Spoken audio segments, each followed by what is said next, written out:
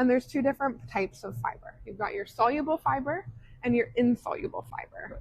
So your soluble fiber, basically what soluble means is something will dissolve in a solution. It'll dissolve in water. Your insoluble fiber won't do that. It doesn't dissolve in water, but it acts kind of like a brush in your intestines. Right. So think of a lot of your insoluble fiber is coming from almost like the skin of your apple, that kind of thing is where your insoluble fiber is coming from. And because it's not gelatinizing, it, like I said, is acting as that like broom, kind of sweeping your intestines, keeping them clean, keeping things moving out. And your soluble fiber more so acts like a sponge. Okay. So it's kind of absorbing, so binding to things, grabbing things on the way out. And then that broom is kind of making sure it's working its way out. So you want your insoluble and your soluble fiber. And they're both good for kind of different situations. Right. So your insoluble fiber, the one that doesn't absorb water, is really good for if your bowel movements are kind of slowing down.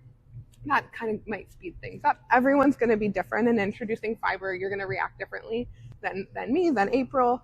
But for the most part, if your digestion is too slow, adding an insoluble fiber is a good way to go. So that's like your brands, like your oat bran, that kind of thing. Mm-hmm. Can help speed things up. Now, if you're finding that your digestion's too quick, you're maybe having too many bowel movements or they're loose, then you would want to add a soluble fiber, kind of gels and absorbs.